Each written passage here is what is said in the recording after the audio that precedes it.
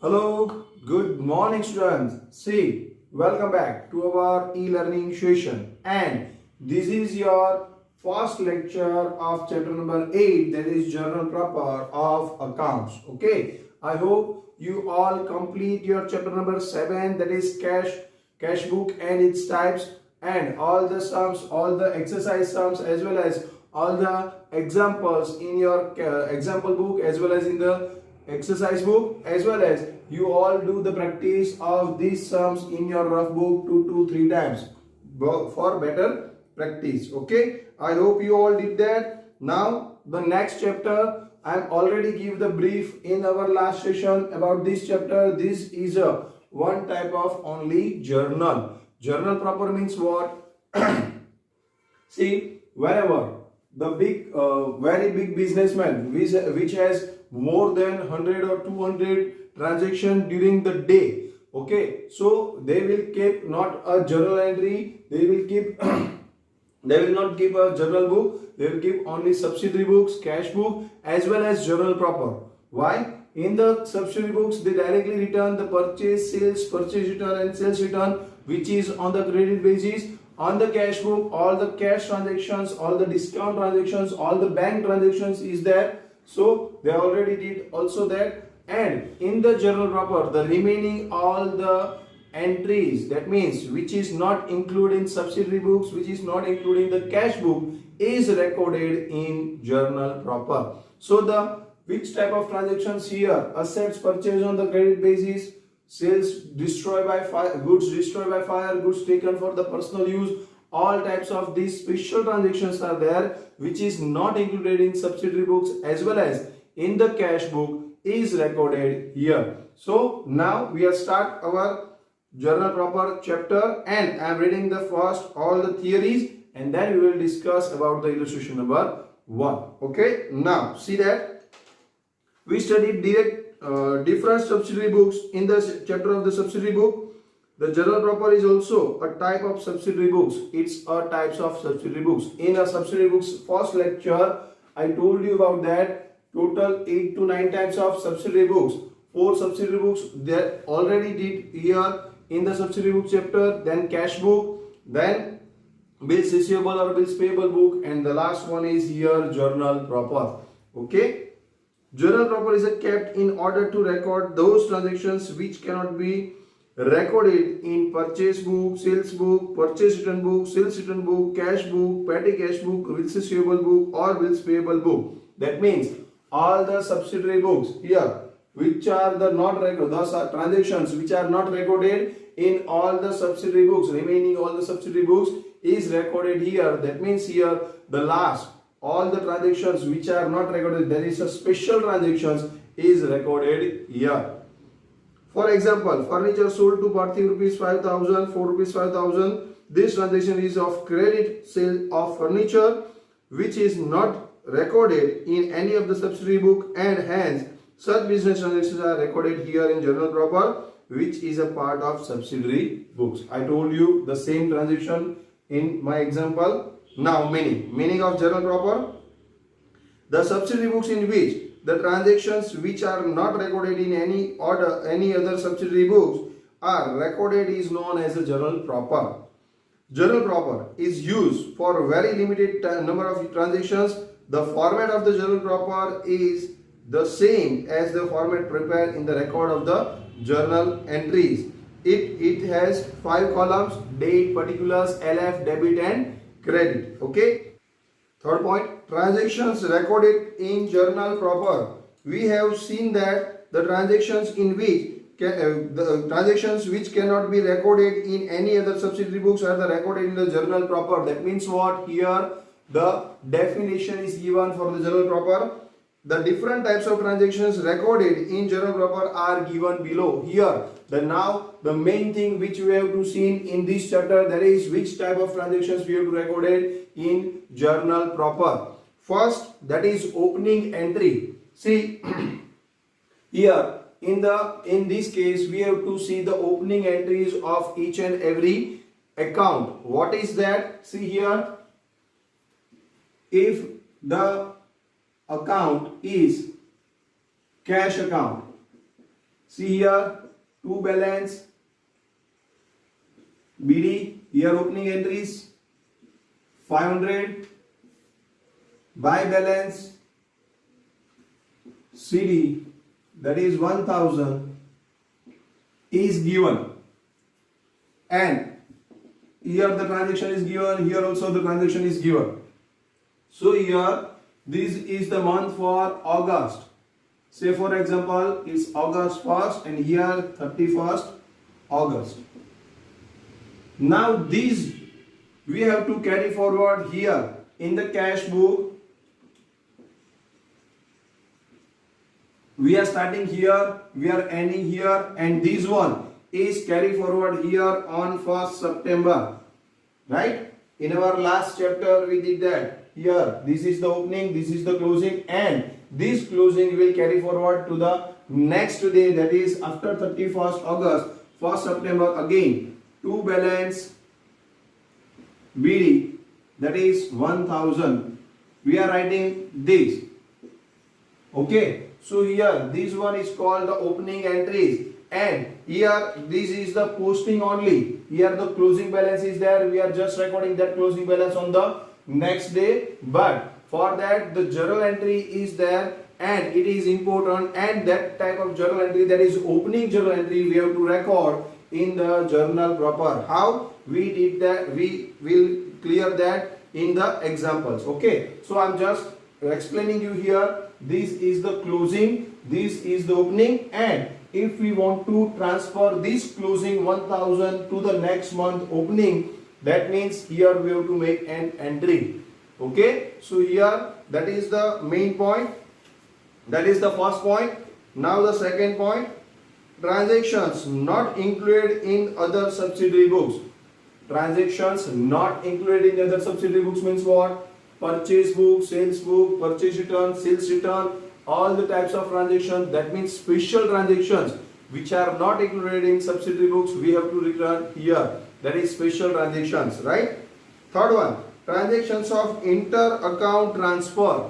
If I want to transfer, see the example, whatever, see Sejal give me a check and I am giving that check to the Tejal, sorry.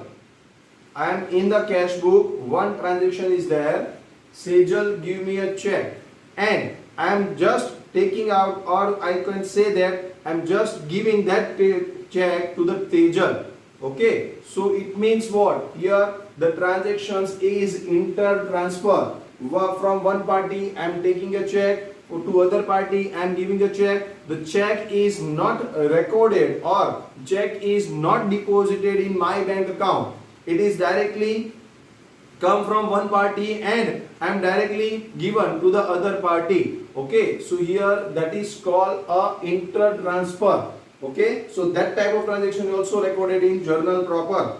Transactions of inter-account is transfer, inter-account transfer is a next point. Now fourth point, closing entry. See, as well as opening entry as well as closing entry, all the opening and closing entry we have to record compulsory into the journal proper. How? That we will discuss in later in example number 2 or in exercise sum.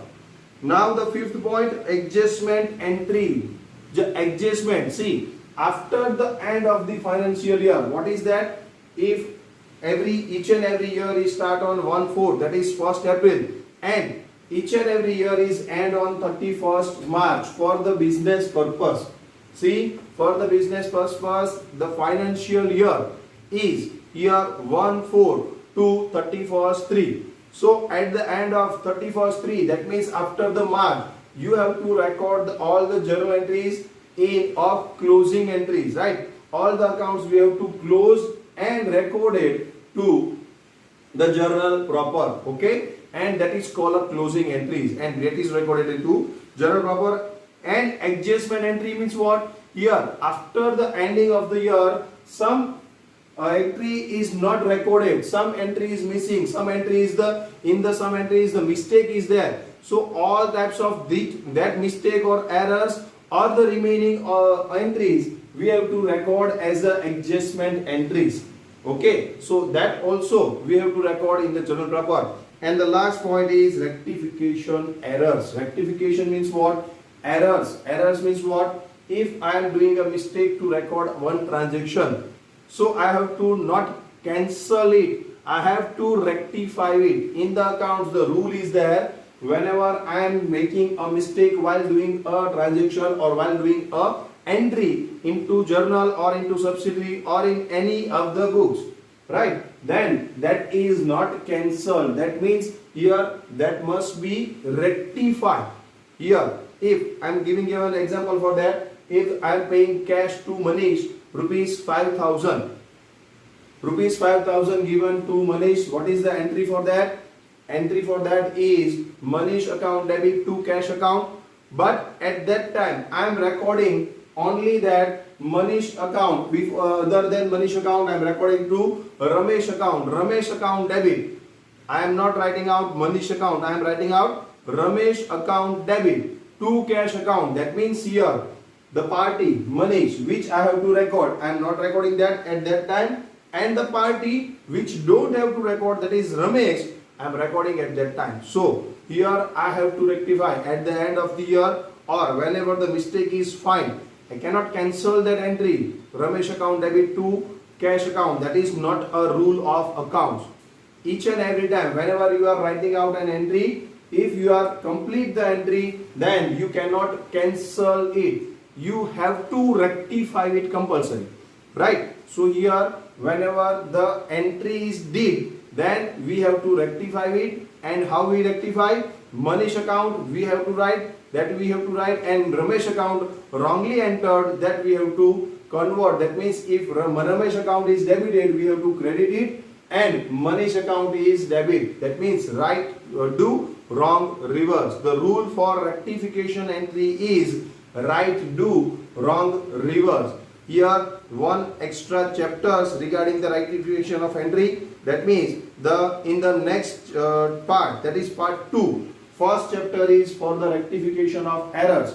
Okay, so here rectification of errors is recorded here, but for the rectification of errors, a special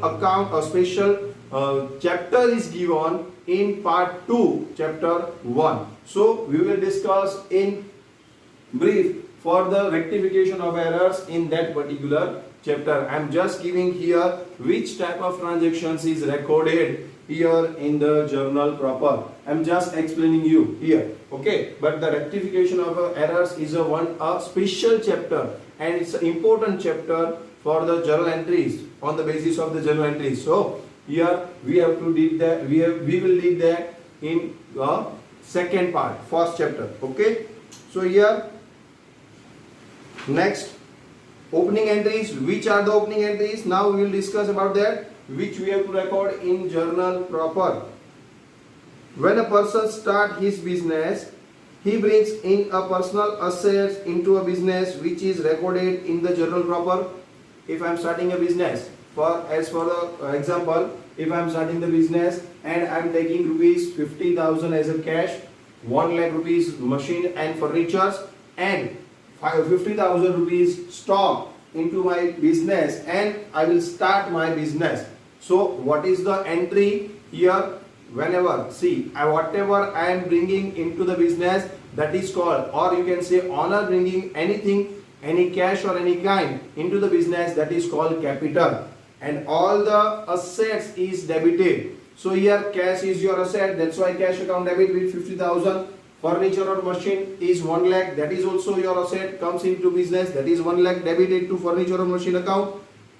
Stock is also your asset, that's why stock account is debited. And if I am taking out one creditors of 30,000 to my business, my personal creditors into my business, that means also, that is also my capital, but it is credited. So here cash account is debited with 50,000. Furniture or machine account debited with 1 lakh, stock account debit with 50,000. To creditors of 30,000, creditors always credited, that is by liability, or now it will become a liability of business. So here creditors 30,000 to 1,70,000 credited to capital account. That is the opening entry. So you see, I am just giving a one example from my side. Now the example given in the books, we are discussing that. For example, while starting the business, Virendra brought cash of rupees 15,000, furniture of rupees 10,000, stock of rupees 8,000, and the personal debtors of rupees 3,000, personal creditors of rupees 5,000 into the business. Okay, so whatever the assets are there, we have to debit it. Whatever the liabilities are there, we have to credit it, and the difference is credited to capital account. See, this type of transactions we already seen in chapter number 4, that is in journal. We already seen this type of transactions, that is opening entries type transactions, and I hope you all know about that. That's why it is not a big deal, it is not a new thing for any of you. So here the entry, I hope you all know about that. Cash is your assets, that's why cash account debit 10,000. Cash account debit 15,000. Furniture is your assets, furniture account debit 10,000. Stock is your assets, stock account debit 8,000. Then bills, creditors as well as debtors. Debtors is your assets, that's why debtors account debit. And creditors is your liability, that's why creditor account credit. And the remaining, the difference between debit and credit is goes to capital account credit. Okay, so here the entry for that is, here the entry is wrong. Cash is not recorded. Directly furniture, stock, debtors is recorded. So in my book here, cash is given. It is recorded or not recorded? Yes, it is recorded, but whenever we are preparing a cash book, see, whenever we are preparing a subsidiary book as a cash book, we don't have to write opening entry for that, for the cash opening balance. Why? Directly opening balance of cash is directly recorded to the cash book, and the remaining all the accounts are recorded in journal proper. See, I told you that whenever the transaction is given, subsidiary books is recorded, all the transactions of subsidiary books first recorded in that particular subsidiary books, and the remaining transactions which are not recorded in subsidiary books is recorded now in journal proper. So here cash book has a entry, or you can say cash has a balance of 15,000 as a opening balance, right? And the remaining opening balance of different types of account, that is furniture, debtors, creditors is given.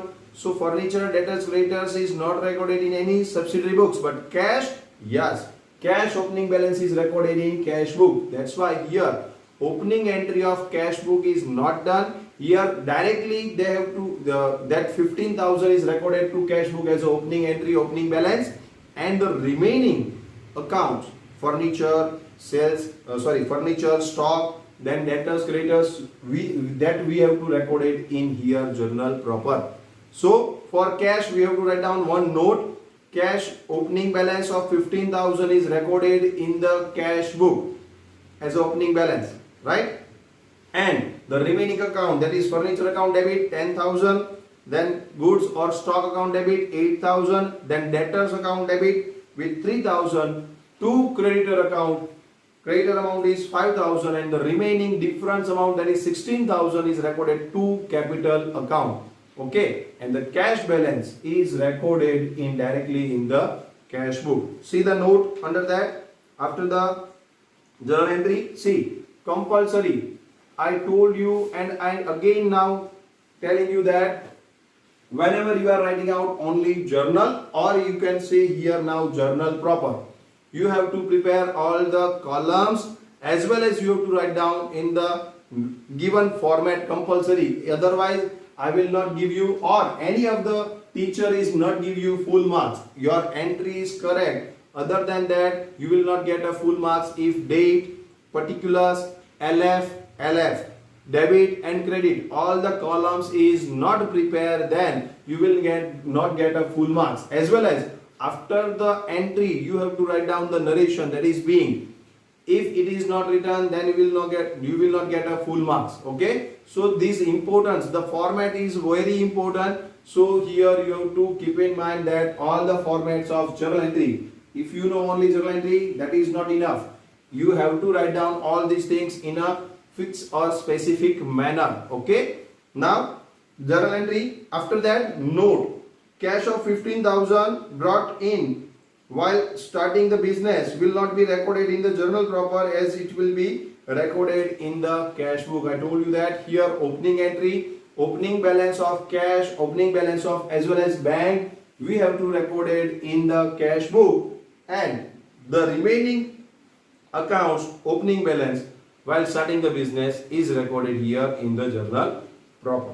Okay, now the second, transactions not included in other subsidiary books. That is the main simple thing here. Whenever in the purchase book, I am giving you one example for that. Whenever in the purchase book, if the transaction of credit purchase of furniture is not recorded, then it will be recorded here.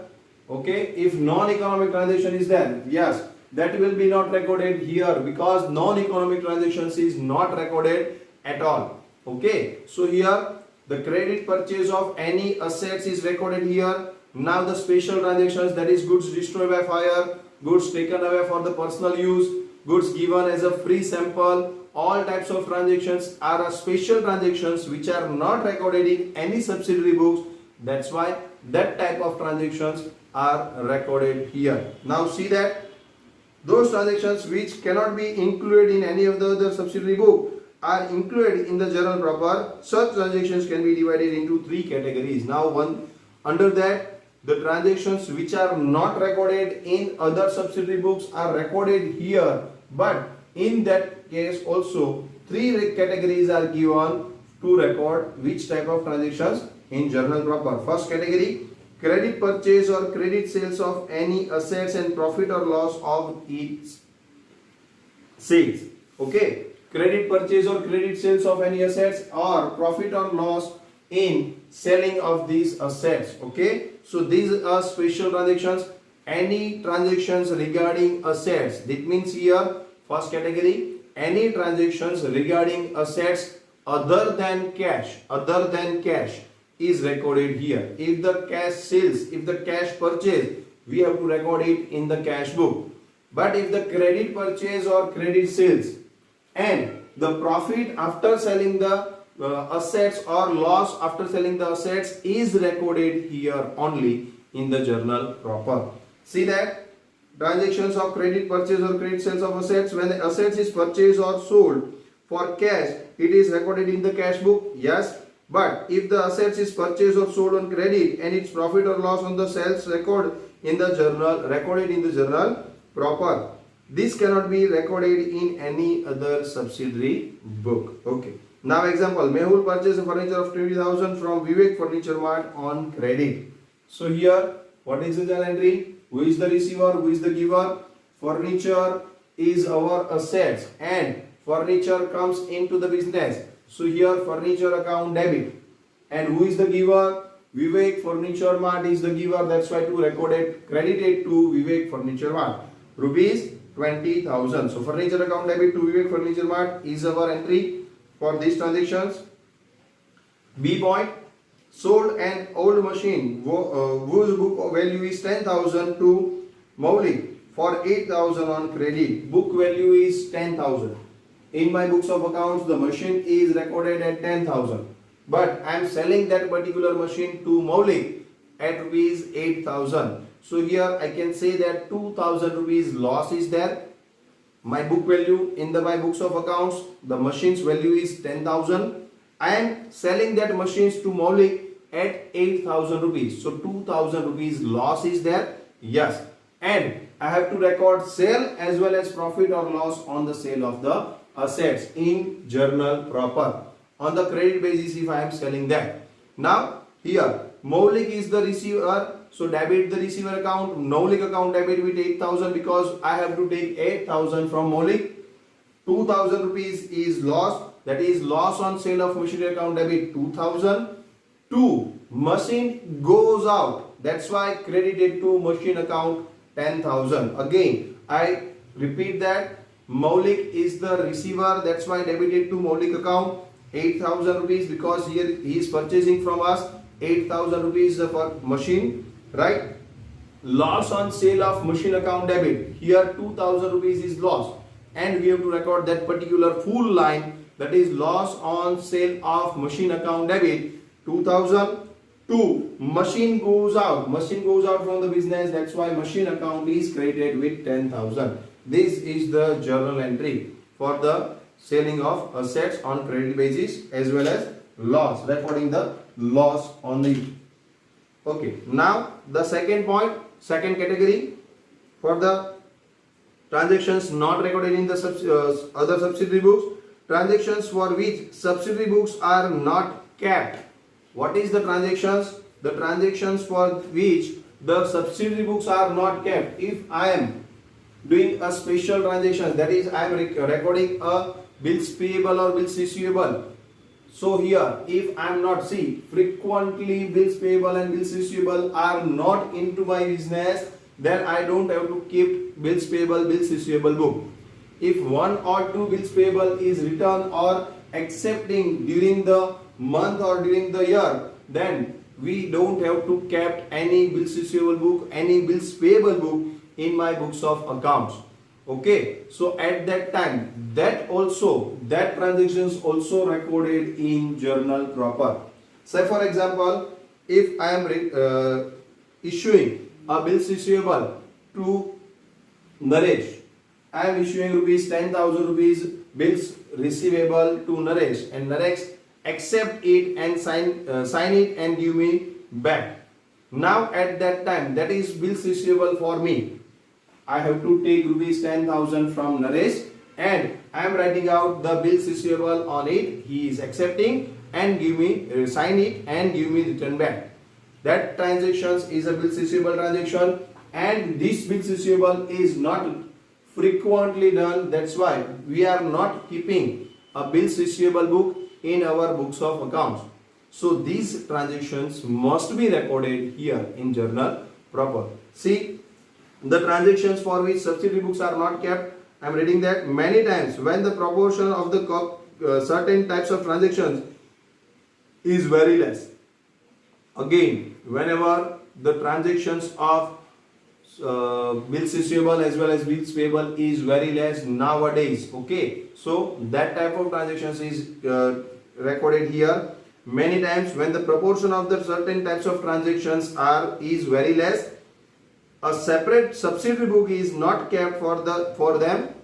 Such transactions are recorded in the journal proper. For example, see, all traders do not keep subsidiary books for the recording transactions of bills. Here I told you that all the businessmen are not keeping out the bills receivable book, because some businessmen is through with the bills receivable or bills payable, but many of the businessmen are not going through with bills payable or bills receivable, only the cash transaction, and the 15 or 1 month credit period is given by the normal case of business, and after that the entry or the transactions is over. No one can give more than 2-3 months on the credit basis. So here in the bills receivable or bills payable, here the credit period of more than 2 to 3 months is given, and nowadays the businessman has no time for this type of credit given.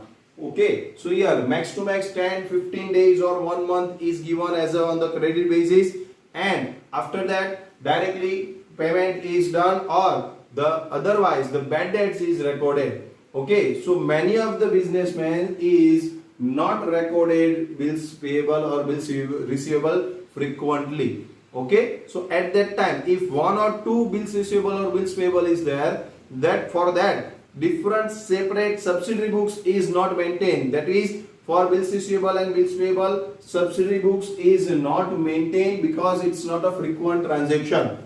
Subsidiary books, why we are keeping out the subsidiary books? Because in a day, more than 5 or 10 purchase on the credit basis, more than 5 or 10 sales on the credit basis, purchase return, sales return, cash transactions, more than this type of transactions is done in day-to-day business, and that's why we are keeping a subsidiary books.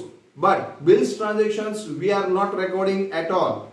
We are not doing a bills transaction. That is, I am not issuing any bills receivable or not accepting any bills payable other than it is a special case. Other than it is a special case. So whenever some one or two bills receivable or bills payable in a month or in a year, that means here we don't have to keep a bills receivable book or bills payable book as a subsidiary books in the books of accounts. And one or two transactions right now, if I am not keeping out the bills receivable book or bills payable book as a subsidiary books in my books of accounts, and one bills is issued or one bills is accepted by me, then that transaction is recorded here in the journal proper. See that all the traders do not keep subsidiary books for recording transactions or bills. In such a situations, transactions of bill are recorded in journal proper. All times some traders do not keep the returns book, that is purchase return or sales return book. Purchase book or sales book, purchase return books or sales return book. In such a situation, transactions of purchase return as well as sales return are recorded in the journal proper only. See, purchase return is sales return is not also a frequent transactions. So some traders or some businessmen are also not kept purchase return book as well as sales return book. So whenever the subsidiary books, the name of the subsidiary books, you all know that, right? If whenever any subsidiary books is not maintained in the books of accounts and particular that subsidiary books transaction is given into the question, then you have to record that transactions in the journal proper. Okay. Now see the first example and then we will discuss the detailing about this type of transaction. So first of all, here I am giving you 1 or 2 minutes for that. Please read the 2 pages, that is meaning and opening entry and all this. Please read that, then we will discuss about illustration number 1. So first I am giving you 1 or 2 minutes. Please read that.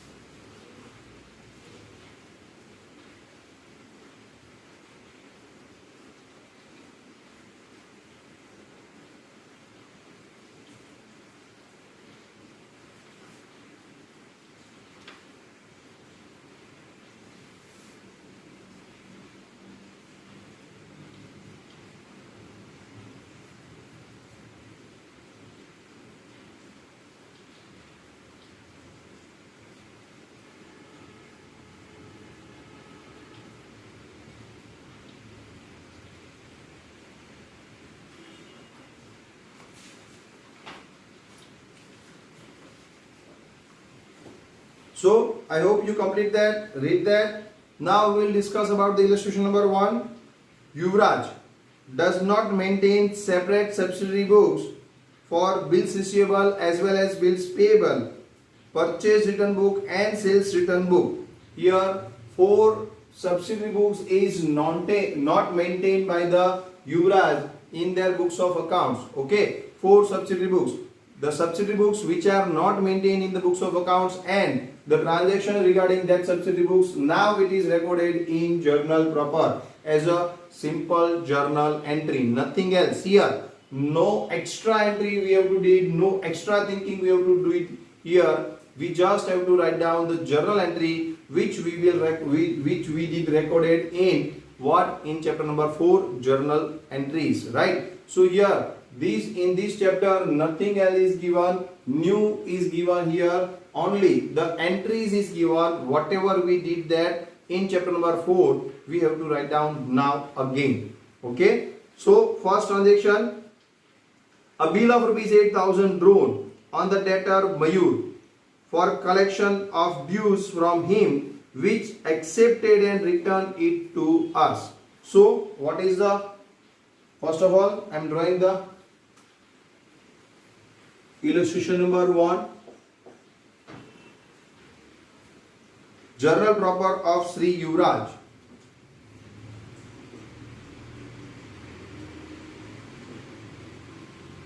See, only the heading is changed. Here in the journal entries, journal entry is recorded in so and so, books of so and so. Okay, and here we have to write down journal proper, nothing else. The name is changed, the entry as well as the format is as it is, no change. Okay, journal proper of Sri Yuvraj.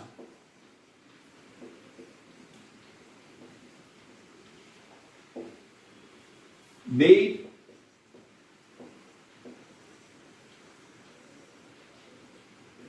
particulars,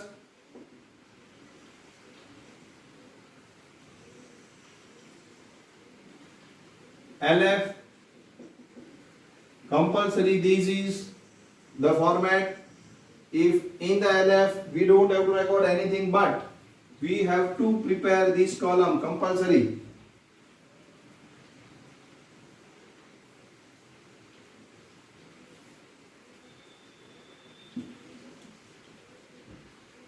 Then debit,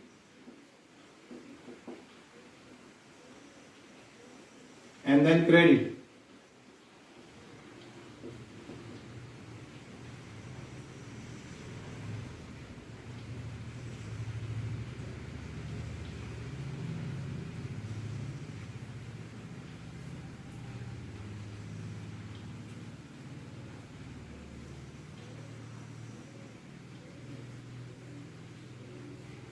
Date is not given here for that, so here we have to write down just 1, 2, 3, 4. The entry number we have to record in the date column.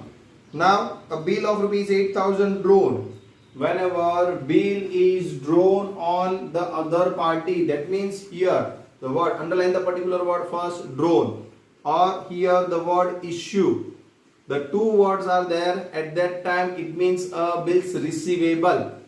Here bills receivable is our assets. So write down one thing, whenever bills receivable, where it comes, bill drawn,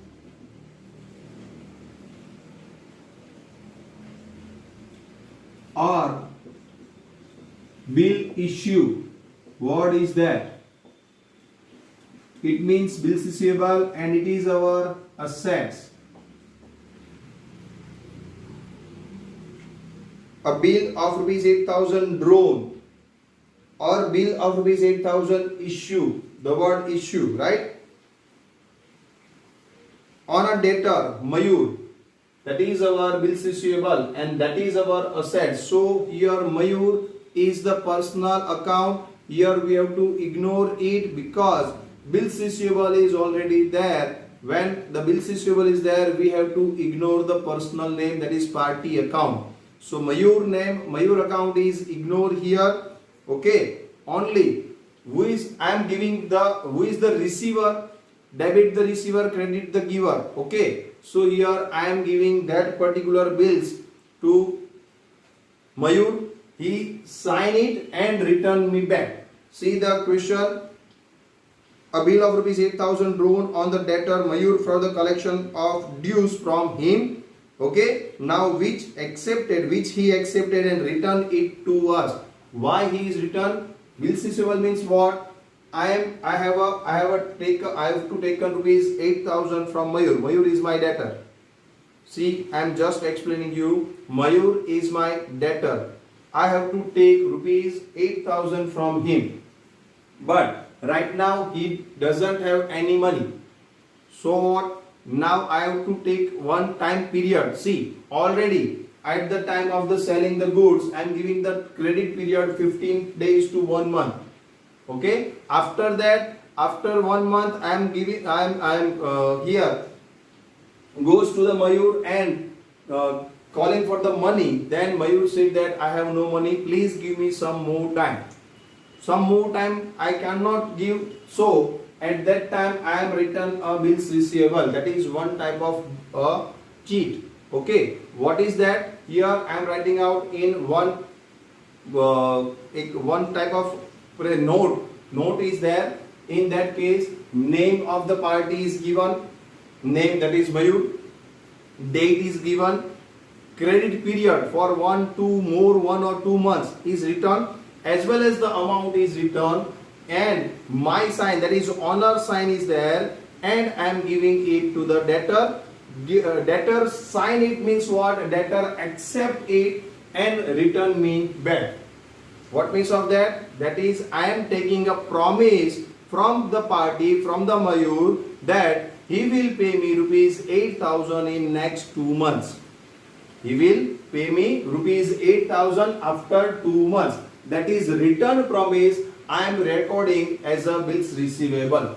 Bills receivable means it's a one type of return promise whichever taken by the creditor from the debtor on the basis of bills receivable.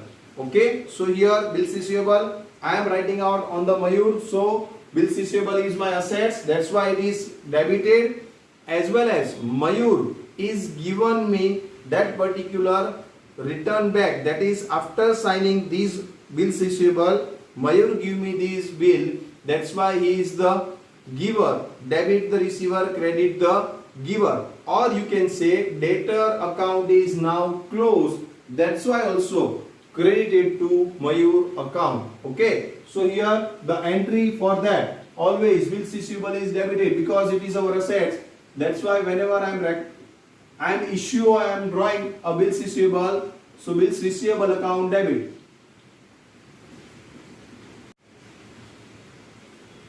$8,000, and Mayur is the giver. After signing it, Mayur return me back it. That's why Mayur is the giver. That's why to Mayur account 8,000. Narration being bill of rupees 8,000 accepted by Mayur. Bill of rupees 8,000 accepted by Mayur. That is the narration. You have to record it compulsory, and then draw a one line. So it means here your first transaction is over. Now the second one. We accepted again if bill drawn issue. Return.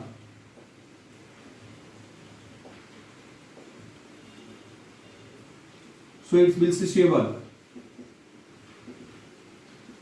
Bills accepted means it's bills payable. See, bills accepted by us only. Here, if we are drawing or if we are issuing a bill and the other party other than owner is accept, it means what? It's bills receivable for us. In first case, bill of rupees 8,000 drawn on debtor Mayur, and which he accepted. He accepted means what? If the other party is accepted, means it's a bills receivable for us. And if the owner is accepted the bill, here bills accepted by the owner, that means here it's a bills payable. In this case, in the second, we accepted a bill of rupees 5,000 drawn by Ketan. Okay, drawn by Ketan. So Ketan is now creditor of us. Okay, and he is giving me a bills receivable and I am signing it and return it back. I am giving it, that's why bills payable, and what I am signing it, that's why it's a bills payable, and that's why here Ketan is the receiver. No, yes, Ketan is the receiver of this bill because he is draw the bill on us. I am signing out and return it back. So Ketan account debit to bills payable account. Bills payable is our liability. So always all the liability, all the assets are debited, all the liabilities are credited. So always bills receivable debit, bills payable credit. You have to just remember one thing, that bills receivable is debited, bills payable is credited. So here again we accept a bill of rupees 5,000 drawn by Ketan, the other party. His debt of rupees 7,000 which we accepted and returned him.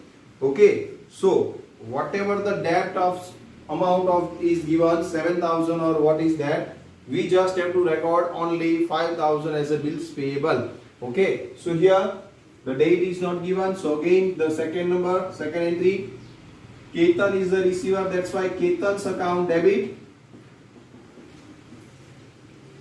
5,000 to, here it is bills payable for us because we are accepting it, that's why it is credited to bills payable account.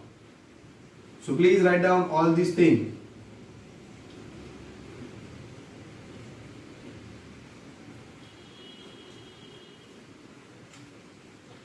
Okay, so the second transaction is also over. Now the third one, a bill accepted by Mayur. See, we are Yuvraj. Bill accepted by Mayur. First, was dishonored on the maturity date. See, I am giving a period of 2 months. I am recording or I am issuing a bills receivable. That means what? Here at the time I am taking a promise to take rupees 8,000 from Mayur after 2 months. Okay, but after 2 months, that is the maturity date. At the maturity time, whenever I am giving, I am here, go to the Mayur and see the bills receivable to give me rupees 8,000, and here he refused to give me because he has now, as that time also he has no money. First I am giving 15 days or 1 month. After, whenever I am selling the goods to Mayur, I am giving 15 days or 1 month as a credit period. After that I go to the Mayur and ask for the money. Then he refused that I have no money, please give me some more times. That is, at that time I am issuing a bills receivable on him for 2 months. Credit period of extra 2 months I am giving by giving a bills receivable, and he signed it. That means he taking a promise. I am taking a promise from him and he accept it. Yes, I will give you after 2 months these 8,000 rupees. So after 2 months, that is the maturity date. After 2 months, I am going to him for money and give the bills receivable, that give me rupees 8,000 and this is your bills receivable. If he pay me 8,000 at that time, then bills receivable is cancelled. But at the time of maturity, that means after 2 months, he again refused that he hasn't a money at that time also. So it will become a dishonored. Here bill is on the maturity date is not fulfilled or not paid, then it is called a dishonored of bill. And at that time, just think only one thing, that only the return entry, or you can say the reverse entry, we have to did at the time of dishonored of the bill. Just the reverse entry, nothing else. Whenever the word see, this is the concept I am explaining you here, but in the practical, if the entry of bills receivable, whenever I am issuing or draw a bills receivable, I just have to record bills receivable account debit to Mayur account, and at the time of dishonored, here I have to record reverse entry, that is Mayur account debit to bills receivable account. Only we have to think that, we have to remember that whenever the word dishonored is given, we have to record a reverse entry, nothing else. Okay. So, sorry, first of all, the narration, please write down the narration of the last transaction. Bills payable, being bill of rupees 5,000 drawn by Ketan, and we accept it, or you can say accepted by us. Bill of rupees 5,000 drawn by Ketan, comma, accepted by us. That is the narration of this entry. Now the third one, only whenever the dishonored word is there, we just have to make the reverse entry of the original entry. Whenever we are issuing a bills receivable, what is the entry? Bills receivable account debit to Mayur account. At this time, whenever the dishonored, underline that particular word, dishonored. Whenever the dishonored word is there, we just have to reverse the entry, Mayur's account debit to bills receivable account, nothing else. Mayur's account debit. Amount is same also, 8,000 to bills receivable account, 8,000. Mayur account debits to bills receivable account 8,000, 8,000. Narration, being bill receivable of rupees 8,000 dishonored by Mayur. Being bills receivable of rupees 8,000 dishonored by Mayur. So here the third entry is over.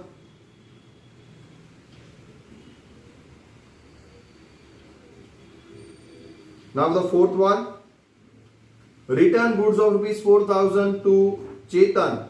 These goods were purchased before 10 days on 3 months credit. See, the credit purchase is there, and here we are not maintaining any purchase return books. Before 10 days I am purchasing the goods of rupees 4,000 from Chetan.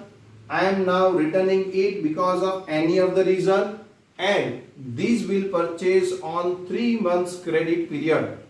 See, the credit period is 3 months, and I am returning back it in the 10 days. So I can return it. Yes, I can return it. And the recording business purchase return book is not maintained by the Yuvraj. That's why that is also recorded in journal proper as a normal purchase return. What is the entry of purchase return? See, purchase account is debited whenever we are purchasing the goods, and whenever we are returning the goods, goods goes out. That's why purchase return account is credited. Purchase means goods, so goods comes in debit. Purchase return means goods goes out credited. So purchase return account credit. And now from to whom we are giving that particular purchase goods? Chetan. Okay, so Chetan is the receiver, that's why debit the receiver, and goods goes out, that's why credited to purchase return account.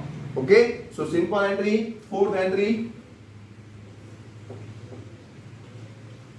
debited to person to whom I am returning back the goods, that's why debited to Chetan's account.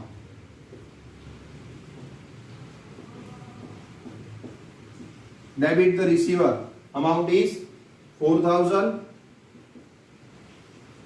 to simple purchase return account, 4,000.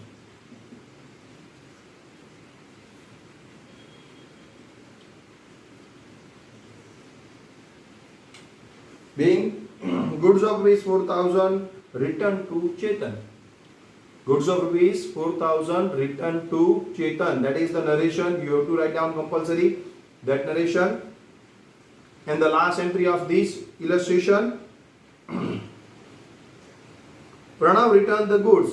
See, in the fourth transactions, we are returning the goods. That is, we are returning the goods. That's why purchase return to Chetan. Now, the other party, that is Pranav, returning the goods to us. Okay.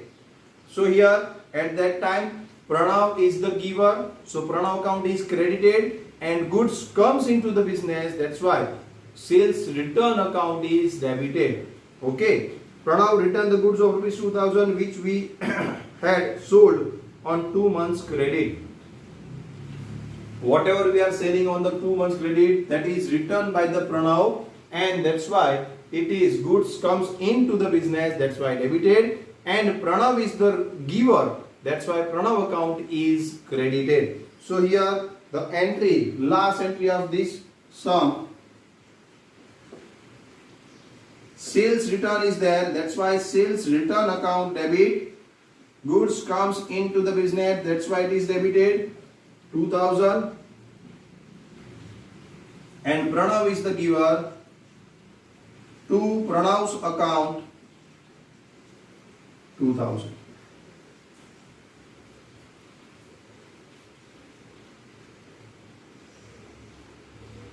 Narration: being goods of rupees 2000 returned by Pranav. Goods of rupees 2000 returned by Pranav. So these are the special journal entries in which, in the cases of, we are not recording, we are not separately keeping up books of bills purchase, bills receivable, bills payable, purchase return or sales return. That subsidiary books we are not maintaining, or you can say Yuvraj, Honor is not maintaining separately in their books of accounts, and now these type of transactions are recorded here in journal proper. Okay, so here first of all write down this sum, then time for homework. Write down this first.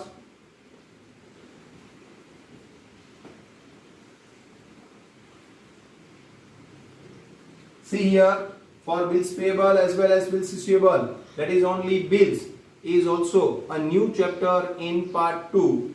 At the time of doing a part 2, we will discuss in detail this type of bills receivable and bills payable transaction.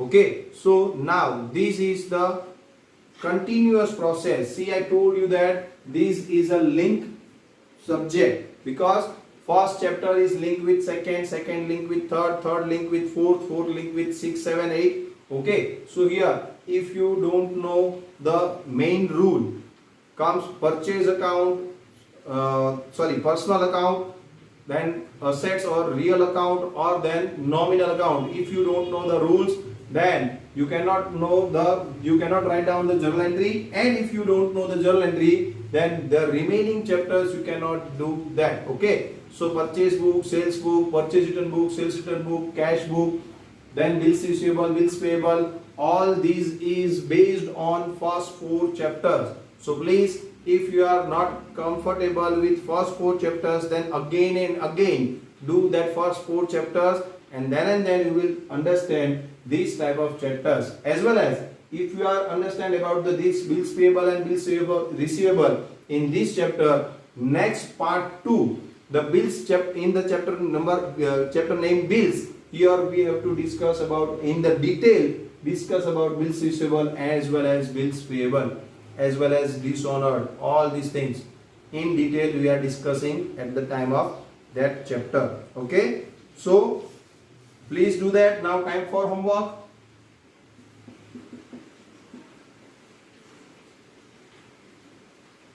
Exercise 8. See, select appropriate alternative for each of the question. That is only MCQ. 4 MCQs are there, so you have to write down first all the MCQs. That is question number 1.